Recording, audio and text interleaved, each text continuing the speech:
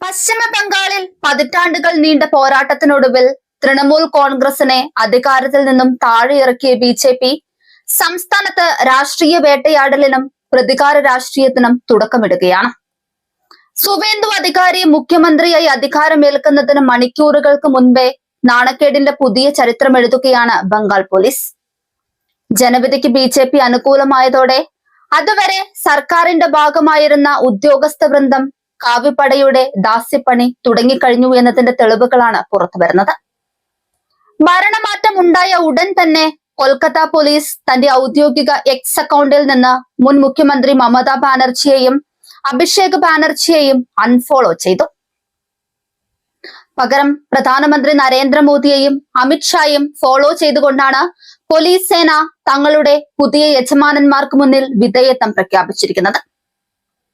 ഒരു സ്വതന്ത്ര ഏജൻസിയായി പ്രവർത്തിക്കേണ്ട പോലീസ് സംവിധാനം അധികാരത്തിന്റെ തണൽ നോക്കി നിലപാടുകൾ മാറ്റുന്നത് ജനാധിപത്യത്തിന് തന്നെ ഭീഷണിയാണെന്ന വിമർശനം ശക്തമാണ്.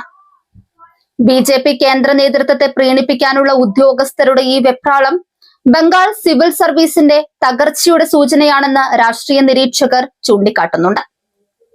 ബംഗാൾ കണ്ട ഏറ്റവും വലിയ രാഷ്ട്രീയ മലക്കം മറിച്ചിലൂടെ ബി.ജെ.പിയിലെത്തിയ സുവേന്ദു അധികാരിയെ മുഖ്യമന്ത്രിയാക്കി വാഴിക്കുമ്പോൾ അത് ജനാധിപത്യത്തിന്റെ വിജയമല്ല, മറിച്ച് പണമൊഴുക്കിയും ഭീഷണിപ്പെടുത്തിയും നേടിയ വിജയമാണെന്ന് പ്രതിപക്ഷം ആരോപിക്കുന്നുണ്ട്. കൊൽക്കത്തയിലെ ബ്രിഗേഡ് പരേഡ് മൈതാനത്ത് പ്രധാനമന്ത്രി നരേന്ദ്രമോദിയുടെയും അമിത്ഷായുടെയും സാന്നിധ്യത്തിലാണ് സത്യപ്രതിജ്ഞ. കേന്ദ്ര ഏജൻസികളെ ഉപയോഗിച്ച് മമതാ ബാനർജിയെയും തൃണമൂൽ നേതാക്കളെയും വേട്ടയാടിയതിന്റെ അനന്തരഫലമാണ് ഈ അധികാരമാറ്റമെന്ന ആക്ഷേപം ശക്തമാണ്. സത്യപ്രതിജ്ഞയ്ക്ക് മുൻപേ തുടങ്ങിയ അഴിഞ്ഞാട്ടം വരും ദിവസങ്ങളിൽ ഉദ്യോഗസ്ഥ തലത്തിൽ വലിയ വെട്ടിനിരത്തലുകൾക്കും പകപോക്കലുകൾക്കും കാരണമാകുമെന്ന ഭീതിയും നിലനിൽക്കുന്നുണ്ട്.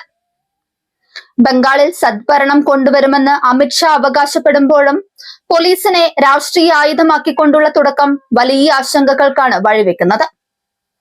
മമതയുടെ തട്ടകത്തിൽ ആധിപത്യം ഉറപ്പിക്കാൻ ബി.ജെ.പി. സ്വീകരിക്കുന്ന ഇത്തരം തരം താണ നീക്കങ്ങൾക്കെതിരെ സംസ്ഥാന വ്യാപകമായി പ്രതിഷേധമുയരുകയാണ്. അധികാരത്തിന്റെ ഹുങ്കിൽ ഉദ്യോഗസ്ഥരെ ഉപയോഗിച്ച് രാഷ്ട്രീയ എതിരാളികളെ ഇല്ലാതാക്കാനാണ് നീക്കമെങ്കിൽ ബംഗാളിന്റെ മണ്ണ് ഇതിന് ശക്തമായ മറുപടി നൽകുമെന്ന മുന്നറിയിപ്പുമായി തൃണമൂൽ കോൺഗ്രസ് രംഗത്തെത്തിക്കഴിഞ്ഞു. ബംഗാളിലെ ഈ അധികാരമാറ്റം വെറും ഒരു ഭരണമാറ്റമല്ല, മറിച്ച് ജനാധിപത്യ മൂല്യങ്ങളെ കാൽക്കീഴിലാക്കി ബി.ജെ.പി. നടത്തുന്ന ഫാസിസ്റ്റ് അധിനിവേശത്തിന്റെ കൃത്യമായ അടയാളമാണ്. അധികാരമേൽക്കുന്നതിനു മുൻപേ പോലീസിനെയും ഉദ്യോഗസ്ഥ സംവിധാനങ്ങളെയും ഭയപ്പെടുത്തിയും പ്രീണിപ്പിച്ചും കൂടെ നിർത്തുന്ന ഈ ഗുണ്ടാ രാഷ്ട്രീയ ശൈലി ഇന്ത്യയുടെ ഫെഡറൽ സംവിധാനത്തിന് ഏൽപ്പിക്കുന്ന ആഘാതം ചെറുതല്ല. രാഷ്ട്രീയ യജമാനന്മാർ മാറുന്നതിനനുസരിച്ച് വാലാട്ടുന്ന ഉദ്യോഗസ്ഥരെ മുൻനിർത്തി ബംഗാളിൽ പ്രതികാര രാഷ്ട്രീയത്തിന്റെ പുതിയ അധ്യായം തുറക്കാനാണ് ബി.ജെ.പി. ലക്ഷ്യമിടുന്നത്. മമതാ ബാനർജിയെയും തൃണമൂൽ കോൺഗ്രസിനെയും രാഷ്ട്രീയമായി നേരിടാൻ ശേഷിയില്ലാതെ കേന്ദ്ര ഏജൻസികളെയും പോലീസ് ലാത്തുകളെയും ആയുധമാക്കുന്ന ബി.ജെ.പി. നീക്കം ഭീരുത്വമാണ്.